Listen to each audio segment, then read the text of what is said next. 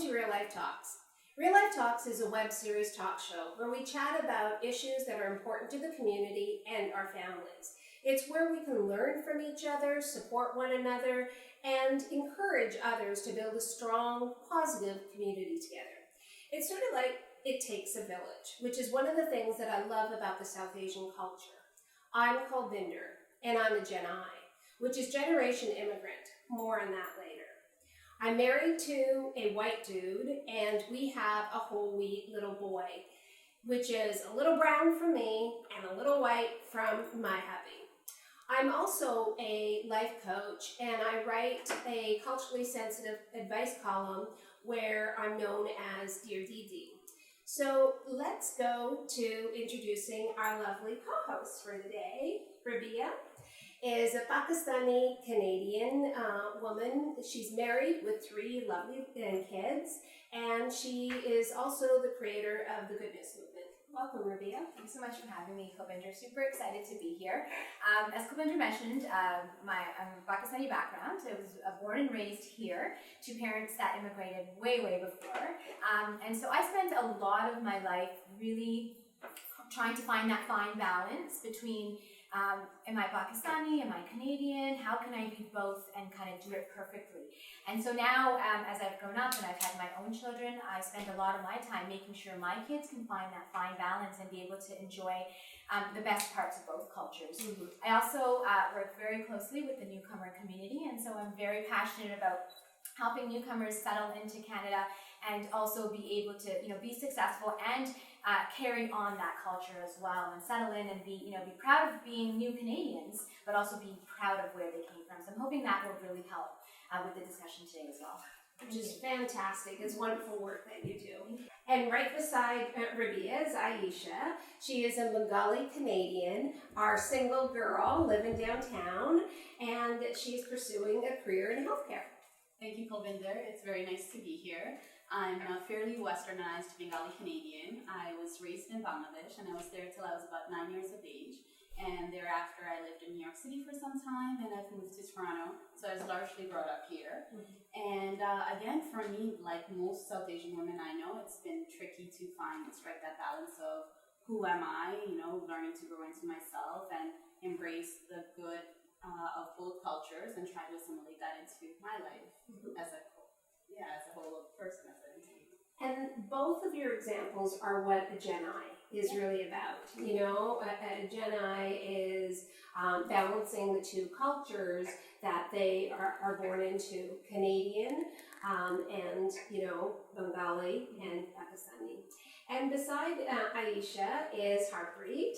She is a fellow Sikh feminist and educator, and she has a stunning voice. I was very privileged to be at her first recital, which was sold out, and she's married and active in the community. Welcome, Harpreet. Thank you, Kulvinder. Hi, my name's Harpreet.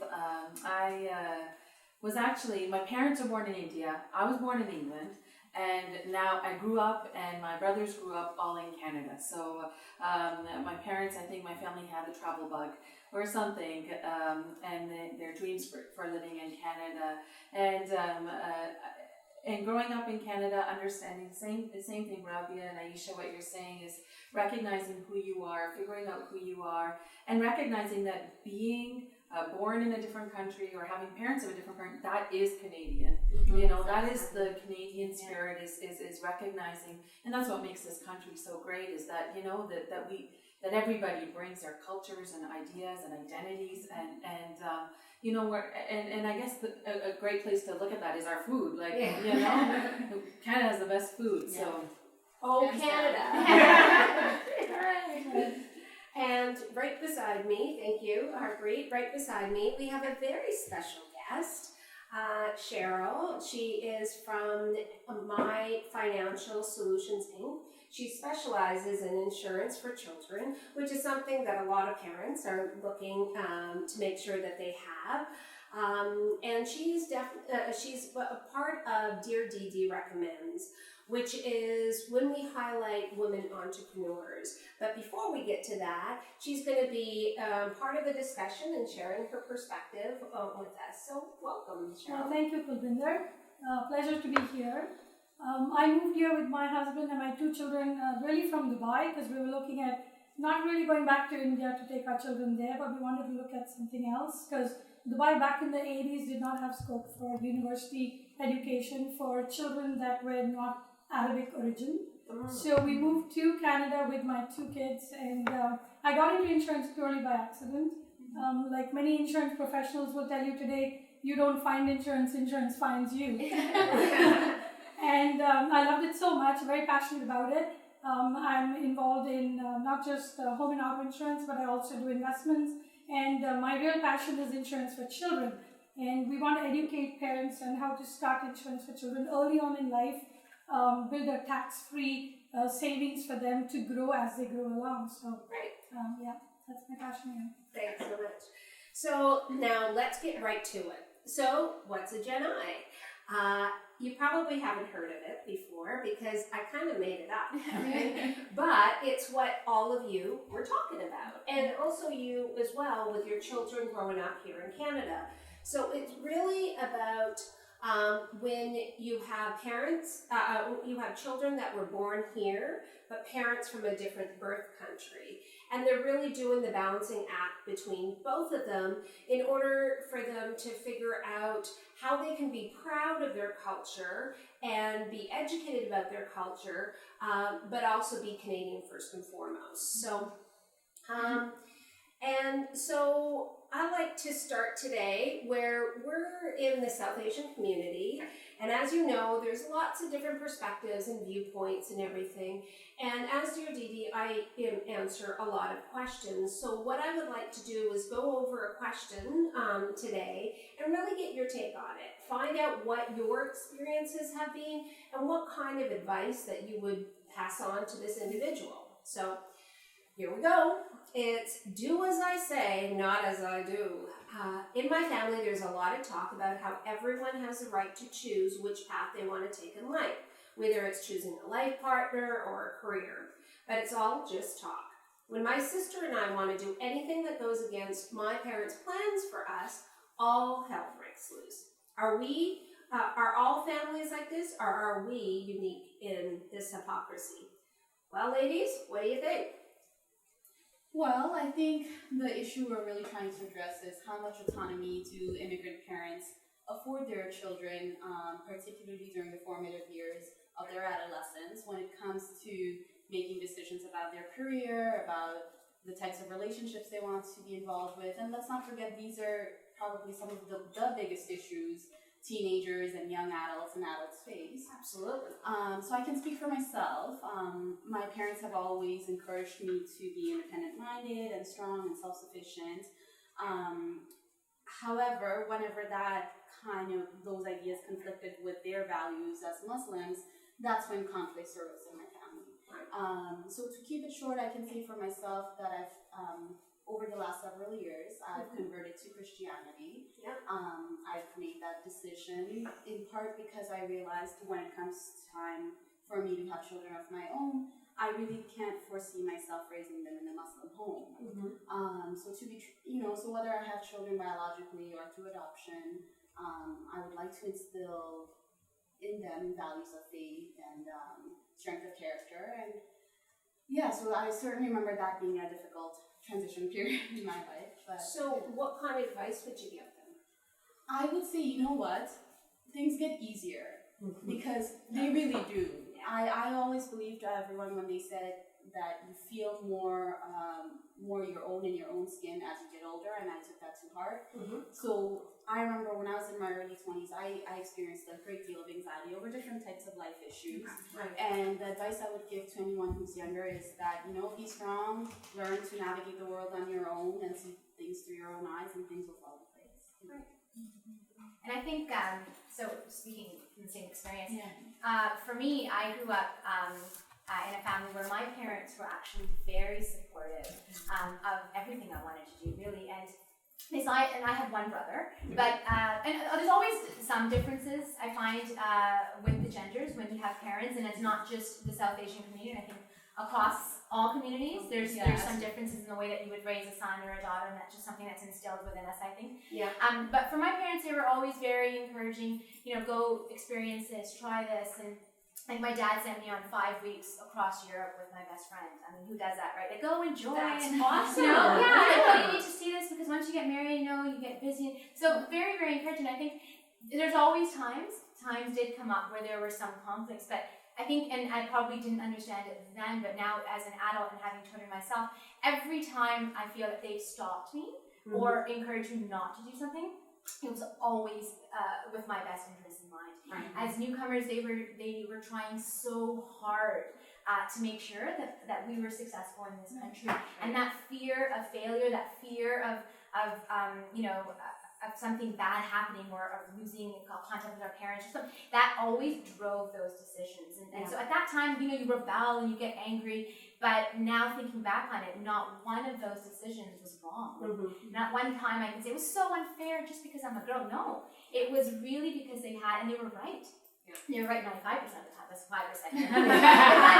They were right. And so now, and I'm getting that for my kids too. When you said, and I'm thinking, well, you'll get it. Yeah. Okay, you won't get it now, but you will get it Eventually. Yeah, because they're so, there's that fear, that newcomer fear of making sure we don't make that mistake. You came all the way from across the world. You don't want to make it, for nothing. And you know what? Communication is really important for sure, because there are parents out there that are willing to disown their children. Yeah. So when you do have that opportunity to talk to your parents and, like say, hey, you know what? You said one thing, but you're doing another. Embrace that. Because not all parents are willing to have a discussion and willing to speak about it and stuff like that. So that you were very lucky that your parents did want to ensure that those lines of communication were kept open, because they wanted to make sure that they had a relationship with you, which is beautiful, which is wonderful. Yeah, and I think just to add one more thing, I think if you can't have that open conversation, start with compromises. Absolutely. Right? Start small, compromise on a couple of things, and eventually everything, best case scenario, stuff starts to change, right? So start small, don't expect them to change, in a day, but start small, make some compromises with them. Yeah, and I guess where it starts is that we know that our parents are there, hopefully, for our best interest. That's where the common ground is.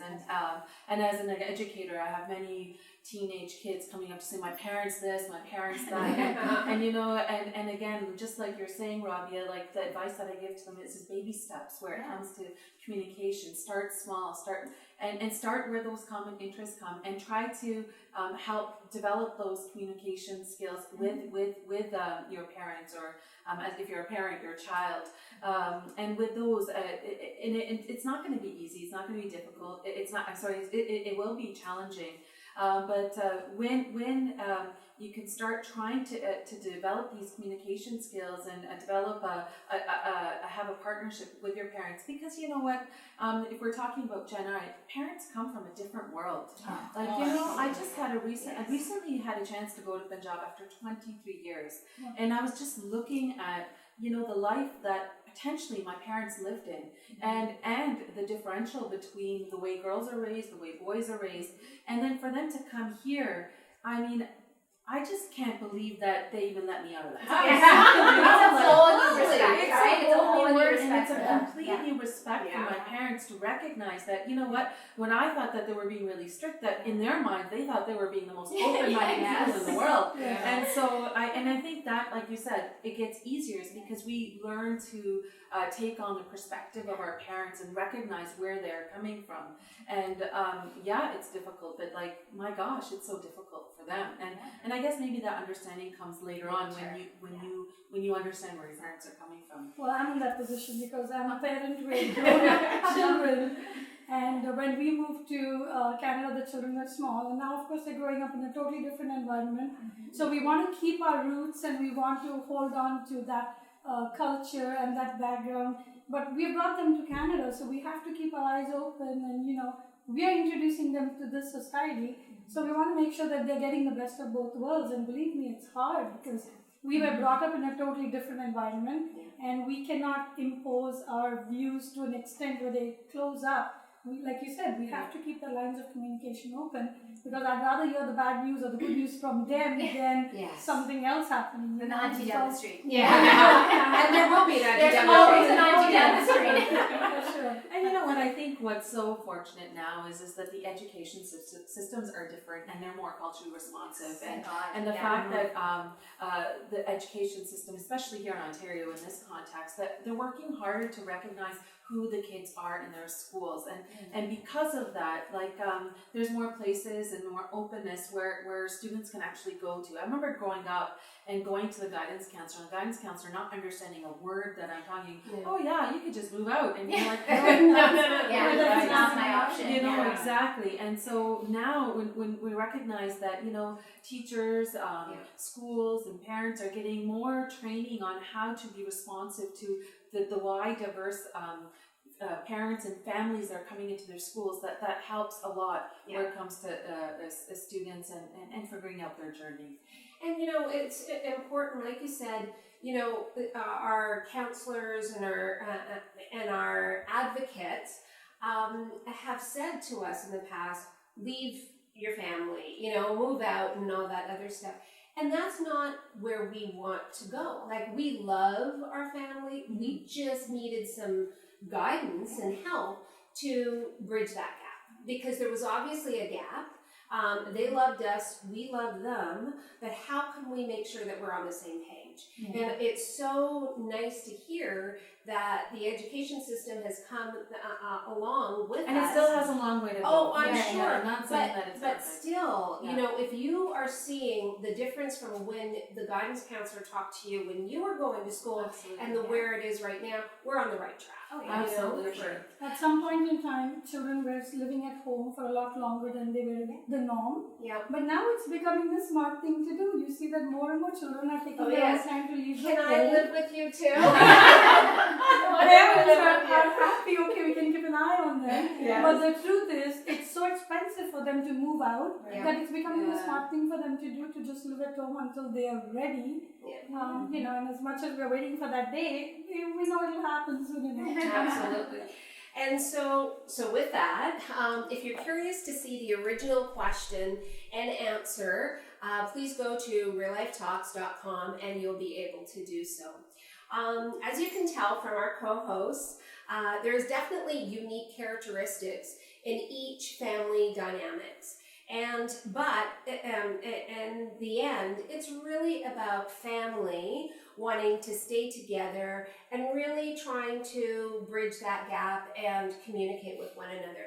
And it really does help to see both sides of the story. So now we come to a wonderful segment, which is DearDIDI Recommends. This is where we spotlight a local business in our community that is run by a woman entrepreneur, Cheryl. They help to inform and educate us and believe in giving back to the community. Cheryl will be sharing with us a little bit about the program for insurance for kids, something that all parents should be aware of for their child's needs. So welcome, Cheryl.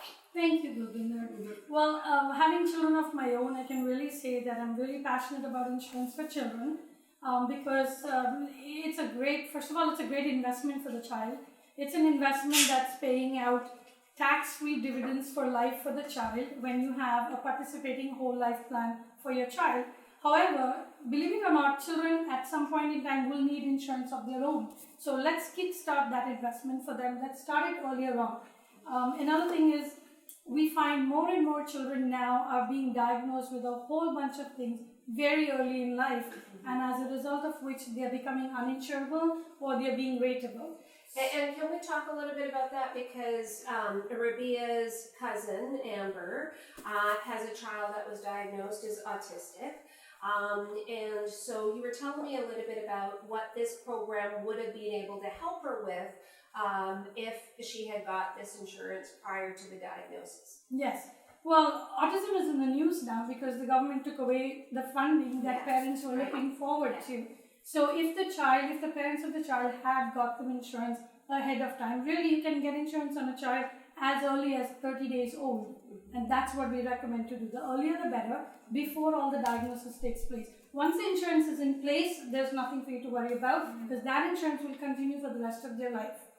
Autism, however, there is a spectrum of autism, so it's not like they're totally uninsurable. Depending upon what spectrum they're at, there are insurance companies that will allow the insurance to take place.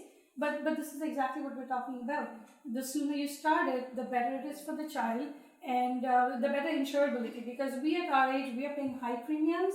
That's one part of it. And then who doesn't want to invest for their child, right? Absolutely. When you're getting a tax-free dividend for life for that child, that is the best investment we can give our children. So we want to educate parents to start earlier on. Yeah. Definitely. Well, thank you very much, Cheryl. And Cheryl has graciously offered to do a special offer. So go to our website, REALLIFEtalks.com, if you would like to get some more information on the insurance for children. Thanks for watching. We would love to hear from you, and if you would drop us a line and tell us if you have a question that you want us to discuss or a perspective that you want us to give to you, go to RealLifeTalks.com and send us your question. And also, if you like what you see, please share it on Twitter and Facebook. And join us next time when we share ourselves with you in order for us to build a strong, positive community together. Until next time, speak up and listen.